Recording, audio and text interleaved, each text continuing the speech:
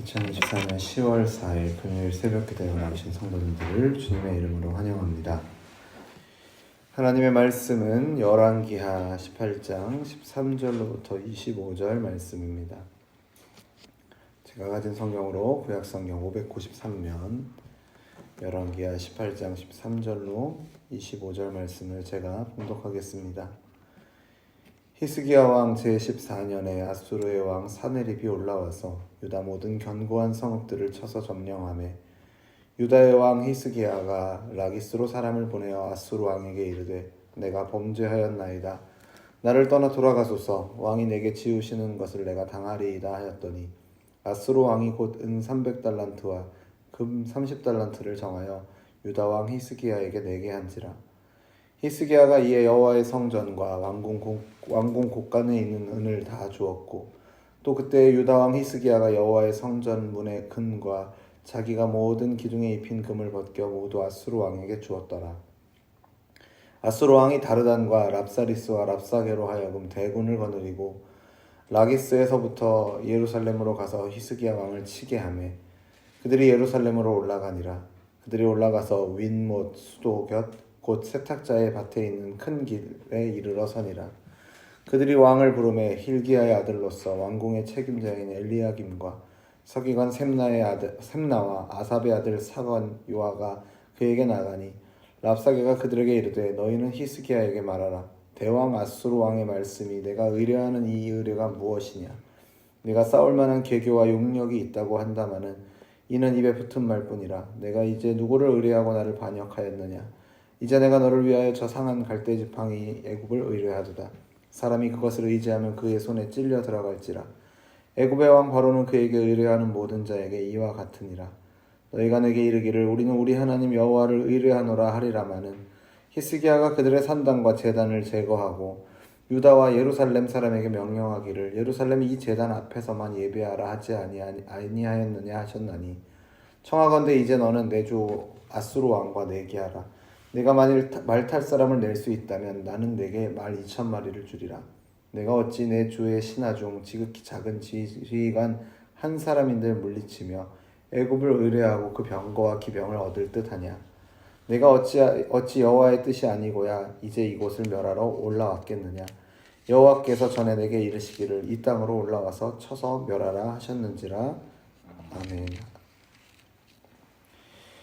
앞선 17장에서 이스라엘의 멸망의 과정을 기록하고 있는 열왕기하의 저자는 이제 18장에서 그 시선을 남유다로 돌리고 있습니다. 열왕기하 18장부터 20장은 이제 남유다의 13번째 왕인 히스기야에 대한 내용이 기록이 되어 있습니다. 여호와는 강하시다라는 뜻의 이름을 가진 히스기야는 다윗의 모든 행위와 같이 여호와 보시기에 정직하게 행했다라는 평가를 받는 왕입니다. 유다의 왕이 된 히스기야는 많은 산당들을 제거했고 주상들을 깨뜨렸으며 아세라 목상을 제거했습니다. 특히 모세가 광야에서 만들었던 놋뱀을 부수기도 했죠. 하나님께서 이스라엘을 구속해 주셨던 상징이었기에 놋뱀은 당시까지도 성전에 보관되었던 것 같습니다. 하지만 이스라엘 백성들이 그 놋뱀을 향해 분향하며 숭배하는 잘못을 범하고 있었기에 하나님의 계명을 바르게 지키고자 히스기야는 놋뱀을 과감하게 제거했습니다. 또한 선대 왕이었던 아하스에 의해서 닫혀졌던 성전의 문을 열어서 성전 예배를 회복하였고 성전을 성결하게 하고 성전에 파손된 기물을 복구하고 새롭게 해서 우상을 의지하는 것이 아니라 크신 하나님, 강하신 하나님만 온전히 의지하고자 하였습니다. 그런 히스기야에게 하나님은 함께 하셨고 그를 형통하게 하셨다. 7절 말씀은 기록하고 있습니다. 여기에서 이야기하는 형통함은 나쁜 일이 일어나지 않았다라는 말이 아닙니다. 하나님께서 무슨 일이 일어나든 함께 계신다라는 의미에 가깝죠. 우리는 창세기 39장에 나오는 요셉의 경우에서 그러한 예를 분명하게 보게 됩니다. 하나님께서 히스기야와 함께 하시기에 그가 어디로 가든지 형통한다라는 이 7절의 기록 이후에 이어지는 8절 이후의 말씀을 보면은 아수르의 압박에 의해서 북이스라엘이 멸망하는 내용이 9절부터 나옵니다. 그것이 북이스라엘이 아수르에 의해서 멸망하는 것이 히스기야 통치 4년에 있었던 일이다라고 기록하고 있고요. 13절을 보시면 그 후 10년이 지나서 그의 통치 14년에 아수르가 이제는 유다의 성들을 치기 시작합니다. 하나님께서 그와 함께 하시기에 그가 형통하다라는 기록 이후에 나오는 내용들이 주변 나라가 망하는 것으로 인한 위협과 또 자신이 통치하는 나라에 대한 직접적인 위협이 닥쳐오는 것이 이게 차례로 언급이 되고 있죠. 아수르가 유다의 성들을 치기 시작하자 히스기야는 어떻게 합니까? 아수르 왕의 그 요청을 따라서 은 300달란트와 금 30달란트라는 엄청난 조공을 약속하고 아수르의 군대를 돌아가게 합니다.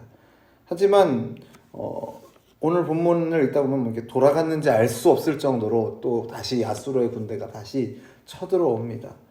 하나님의 성전과 왕궁 기둥과 문에 입힌 금까지 벗겨서 다 보낼 정도로 비참한 굴욕적인 어떤 상황을 맞이했지만 그렇게 해서 보낸 조공이 아수르 왕을 만족시키지 못했는지 다시 이 아수르의 대군에 의해서 예루살렘이 포위되는 위기를 맞습니다.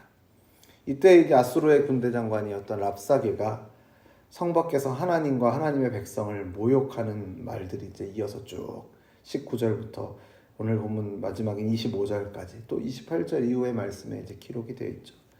그 말들은 예루살렘의 장관들, 그 말을 듣고 있는 예루살렘의 장관들과 또 그 말을 듣고 있는 군사들과 예루살렘에 살고 있는 백성들의 사기를 꺾고 그들을 낙심하게 만드는 말이었습니다.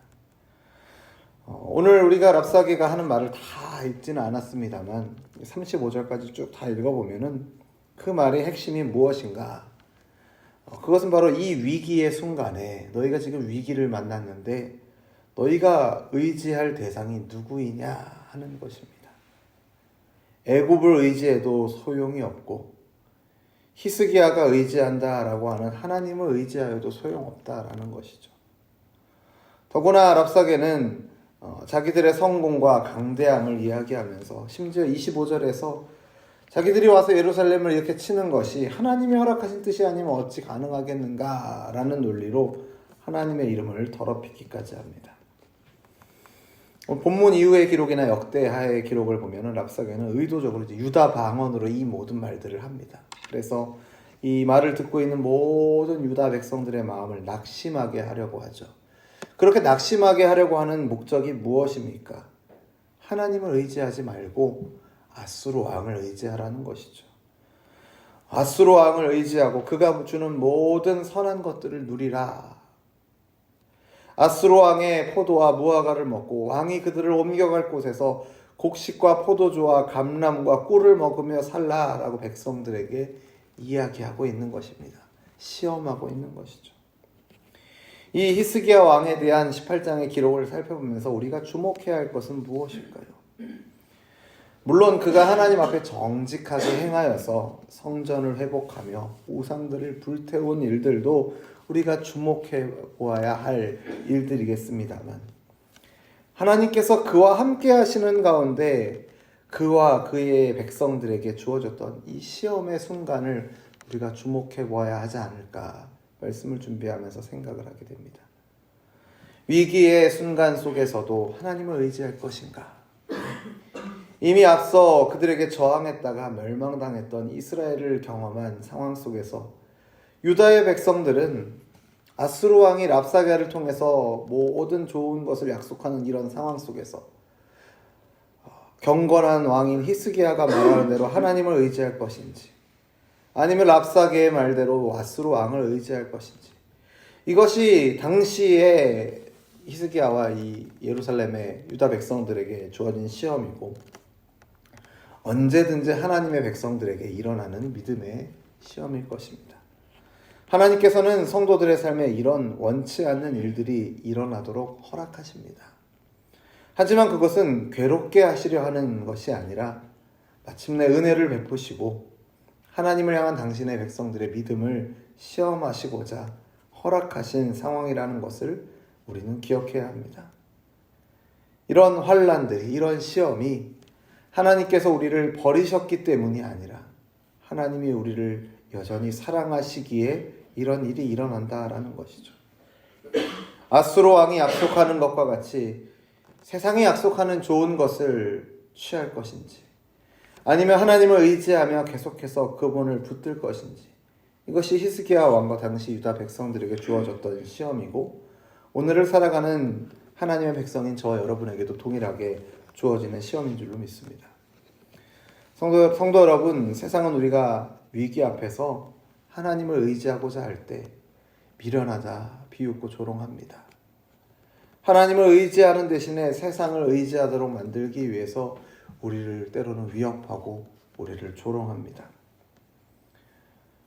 하지만 위기 앞에서 우리가 취해야 할 최선의 최선은 상황을 보라라는 세상의 소리가 아니라, 그 소리를 따르는 것이 아니라 모든 상황을 아시고 주관하시는 하나님을 의지하는 것인 줄로 믿습니다.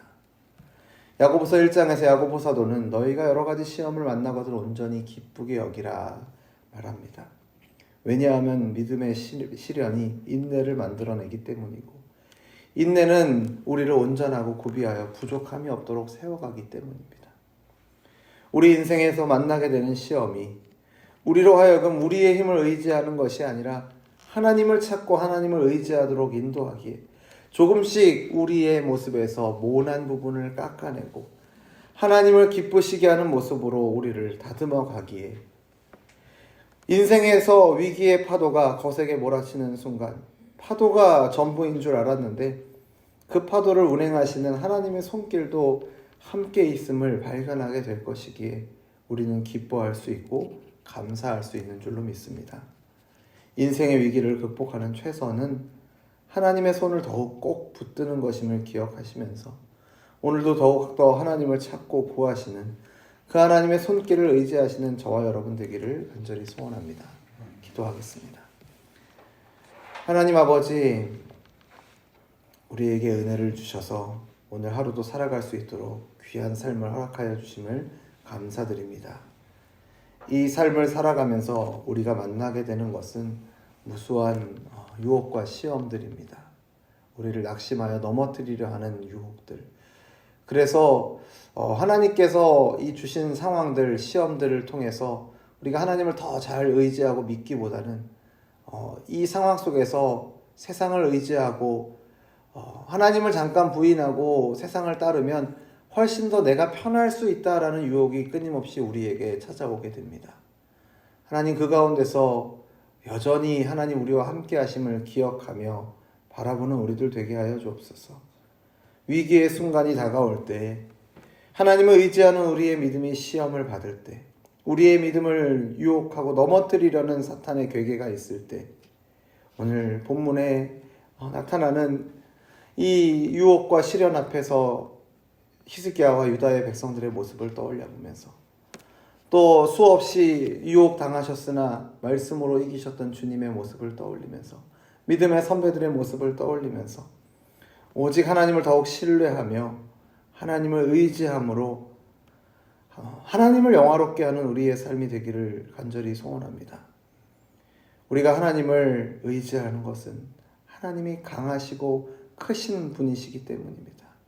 우리의 상황보다, 우리의 환경보다, 눈앞에 놓여져 있는 문제보다 크신 하나님이시기에 결코 이 문제가 우리를 좌절하고 낙심하게 한다 할지라도 이 문제보다 하나님이 훨씬 더 크신 분이시기에 우리가 그 하나님을 믿음으로 의지하며 바라보며 나아가는 우리들 되도록, 위기의 순간에 더욱더 빛을 발하는 우리의 믿음이 될 수 있도록 하나님 우리에게 은혜를 더하여 주시고 인도하여 주옵소서. 그렇게 한 걸음 한 걸음 우리에게 닥쳐오는 우리에게 허락된 그 유혹과 시험들을 잘 견디어내고 이겨내서 정말 부족함 없이 온전한 모습으로 하나님 앞에 만들어져가는, 다듬어져가는 우리가 되도록 주님 인도하여 주옵소서. 그렇게 인도하실 것을 믿고 감사를 드리며 예수님 이름으로 기도드립니다. 아멘. 우리 주 예수 그리스도의 은혜와 하나님 아버지의 사랑과 성령 하나님의 교통하심이 시험을 만날 때 낙심하고 좌절하기보다는 오히려 이 시험이 하나님을 구하고 찾을 때인 줄 알고 믿음으로 감사하고 기뻐하며 전심으로 하나님 의지하기를 소원하는 우리 열린비전교회 모든 성도들과 우리의 삶의 걸음 가운데 이제로부터 영원토록 항상 함께 있을지어다. 아멘.